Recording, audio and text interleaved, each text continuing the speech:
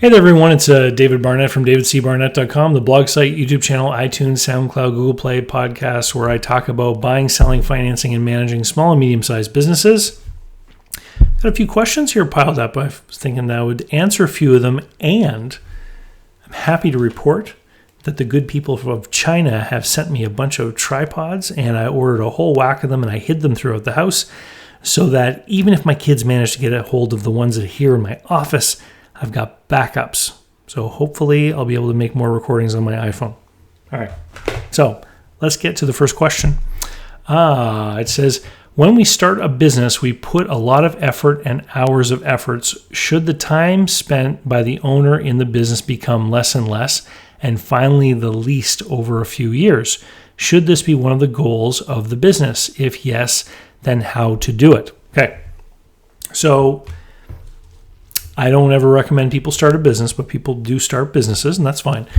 The goal of any entrepreneur who owns a business is to eventually work themselves out of the position so that they don't have to go there every day. And if you manage to build a business that has none of your own hours or very few of your own hours involved, simply in overseeing the activity of other people that manage the business, then your business becomes infinitely more sellable, because then you can sell it to somebody who's already running another business and they don't need to come and work at the business that you're selling because you've already got the systems in place. It can be acquired by another company. It could be acquired by someone who has a well-paying job that doesn't want to leave their job, but they want to make an investment in buying a business, and they see that you've figured out how to run yours without having to be there all the time.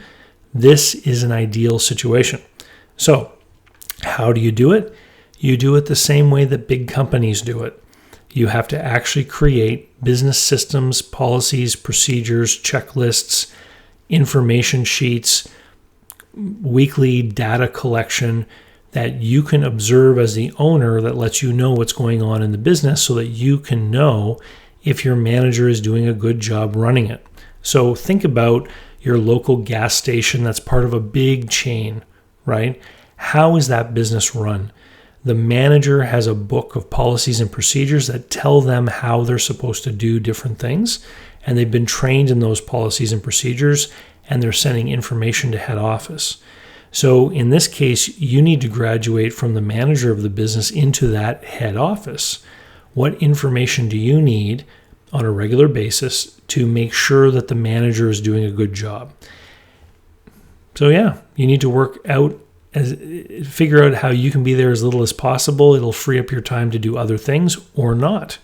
If someone does this properly, then they can go into semi-retirement and still own a business while enjoying its profits.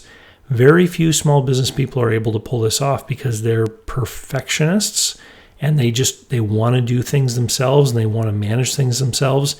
And you are going to have to accept the fact that employees are not going to do as good a job as you. As long as you can get over that and the business still makes money, then you're going to do okay. If you want help in figuring this out, then what I would recommend is you take my online course, Build a Business That People Will Want to Buy. It's available over at easysmallbizsystems.com. I'll put it in the show notes, and it should be appearing at the bottom of the screen there. That entire program is about building systems, policies, and procedures using tools that you already have on your computer that will make it easier for you to manage the business today, make it more profitable, and make it possible for you to train someone else on how to do all the things that you do every day. And with that, I'll say see you later, and we'll talk to you next time. Bye.